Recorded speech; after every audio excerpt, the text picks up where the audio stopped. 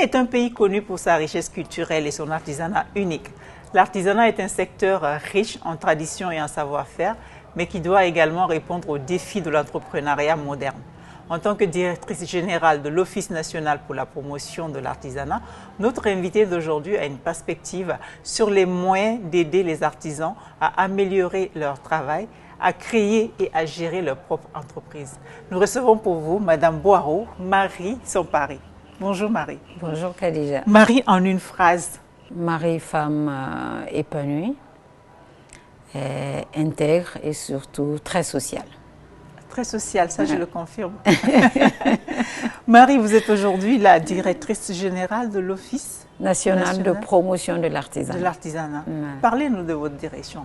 Par quoi ça consiste? C'est une direction générale qui est sous la tutelle du ministère de la Culture, du Tourisme et de l'Artisanat et qui a entre autres pour mission d'organiser justement les artisans dans le cadre de leur formalisation et de la structuration, et de créer des modules de formation et de perfectionnement, de gérer des centres d'exposition et des villages artisanaux, et aussi de procéder à la labellisation, à la certification de nos produits.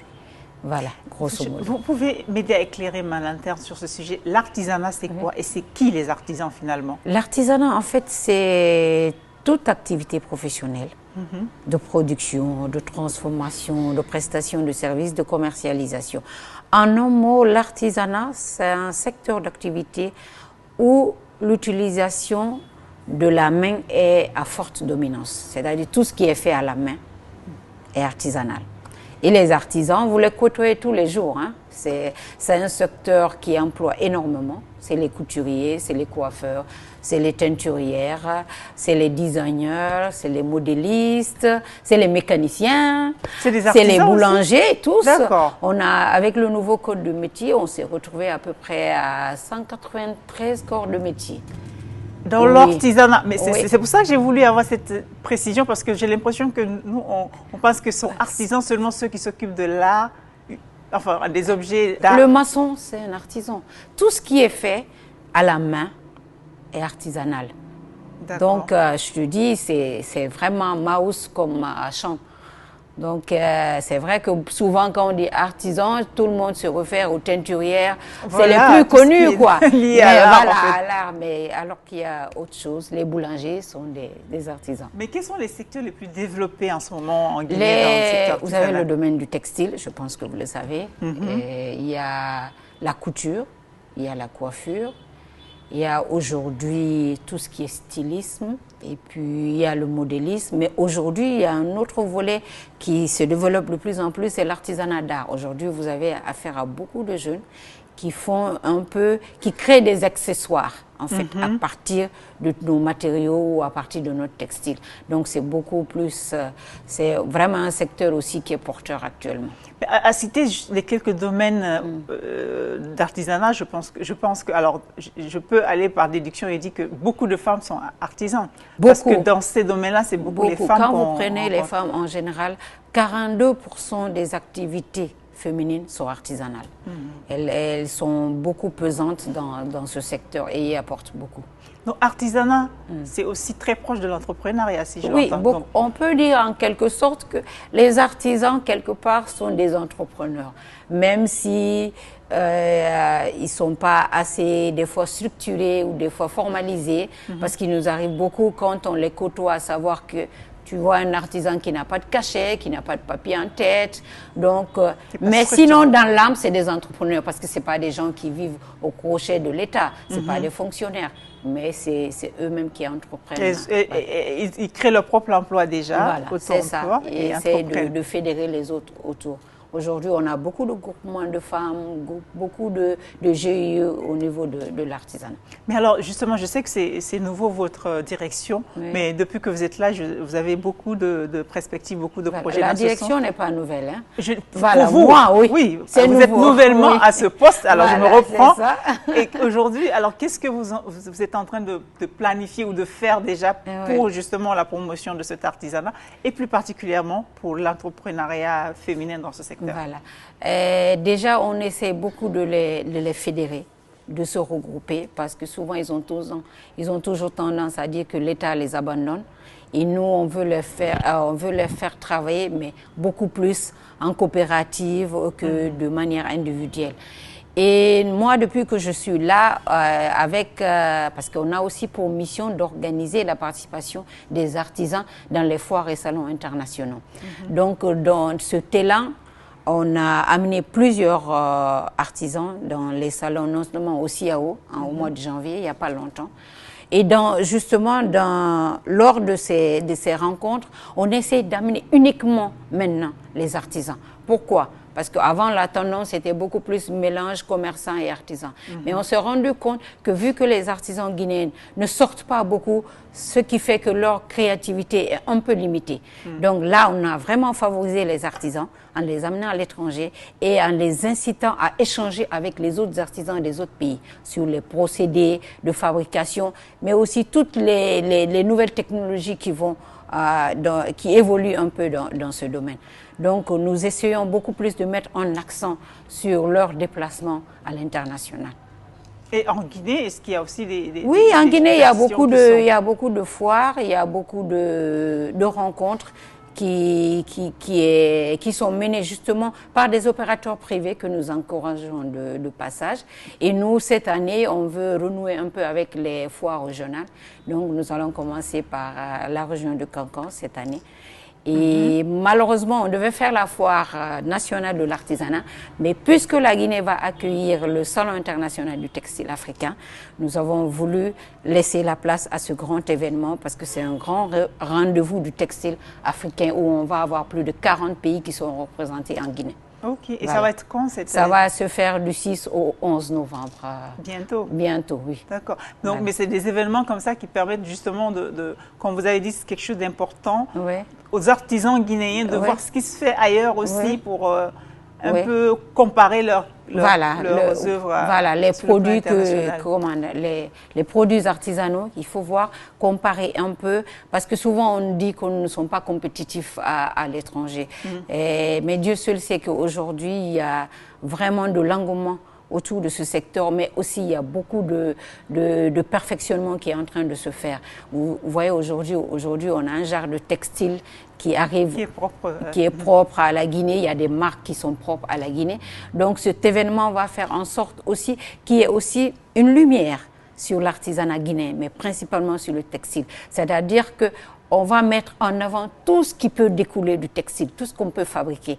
Aujourd'hui, vous avez des bijoux qui sont fabriqués, des sacs et tout. Tout est fait à la base de nos textiles. Donc, ça sera vraiment, Donc, c'est des événements comme ça qu'il faut organiser, où on peut mettre en lumière l'artisanat guinéen, mais aussi favoriser leur déplacement à l'étranger pour pouvoir faire la promotion. Là même, vous parlez du textile. On sait qu'il y a beaucoup de femmes qui s'investissent là-dedans. Et aujourd'hui, qu'est-ce que vous avez comme programme justement pour ce type d'entrepreneuriat? Est-ce que vous travaillez avec d'autres partenaires? Parce que je sais que c'est transversal ce que vous faites. Bien sûr. Donc, qu'est-ce qu'il y a des collaborations dans ce sens? Pour le moment, on n'a pas mis formellement des partenariats en place, mais il y a bien sûr des partenaires ciblés. Parce qu'au niveau de la jeunesse, il y a le FONIJ qui s'occupe de l'insertion des jeunes, qui peut aussi travailler avec nos jeunes artisans. Il y a aussi Enabel qui nous appuie beaucoup. D'ailleurs, avec lequel nous allons faire le projet pilote de labellisation de l'EPI. Et donc, nous essayons en créant aussi des plateformes aussi où on peut regrouper tous ces artisans et pour pouvoir communiquer beaucoup plus facilement avec eux, parce que j'avoue qu'on est un peu en déficit de communication. Parce que c'est maintenant que beaucoup de gens se rendent compte même que l'office existe.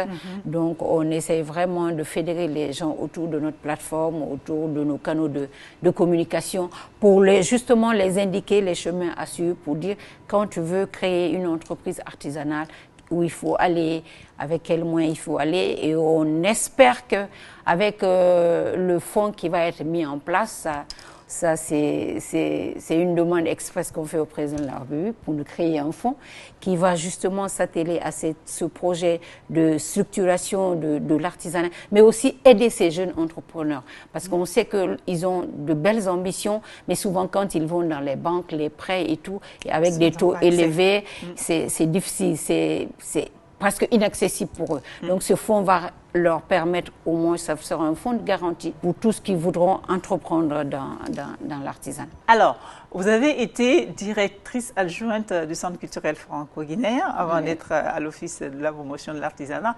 Donc vous êtes boss il y a très longtemps. Quel boss est Marie Somparé? Marie, c'est de la rigueur, mais c'est aussi comment je pourrais dire ça, de l'esprit d'équipe. J'aime beaucoup travailler avec les autres. J'aime beaucoup déléguer. Et aujourd'hui, j'ai cette chance. J'ai une adjointe sur qui je me repose vraiment et sur des agents qui font que je m'attelle à autre chose dans la recherche de partenariat. Et j'aime les choses bien faites et j'aime souvent aussi innover. J'avoue que c'est une chance pour moi d'avoir été dans le domaine de la culture pour aller dans l'artisanat. Parce qu'aujourd'hui, je vois que j'ai beaucoup de choses à apporter dans ce domaine en matière d'innovation, en matière de créativité. Donc voilà, c'est cette boss lady aussi simple que possible, mais bon, bosseur en sa manière. Et quelle personne vous inspire? Bon, il y a pas une personne proprement dite, il y a beaucoup de personnes dans différents domaines, notamment toi. J'ai une sœur qui m'inspire beaucoup, mais qui n'aime pas trop qu'on parle d'elle. Je vais te C'est l'occasion de parler d'elle. Elle n'aime pas souvent qu'on parle d'elle, mais elle se reconnaîtra sûrement. C'est pour son intégrité et surtout sa franchise et aussi son intégrité dans le travail. Mais aussi, ce sont ces femmes qui sont parties de rien. Ces femmes aujourd'hui qui sont justement entrepreneurs, mais analphabètes, comme on dit, en fait, qui ne sont pas allées à l'école, mais aujourd'hui qui te gèrent une entreprise, qui tiennent la route comme des hommes. Donc je trouve que vraiment ce sont ces femmes-là aussi tous les jours qui nous inspirent. En tout cas, c'est dans tous les domaines. Et votre vision du monde, Marie? Le monde, comment je pourrais dire ma vision du monde? Je souhaite que ce monde soit beaucoup plus humain. Un monde qui donne la possibilité à tout un chacun comment dirais-je, de faire valoir un peu son potentiel et surtout ces femmes, de nous donner notre place que nous revendiquons depuis. Mais je pense que ce monde doit être plus ouvert à toutes les composantes du monde. Voilà.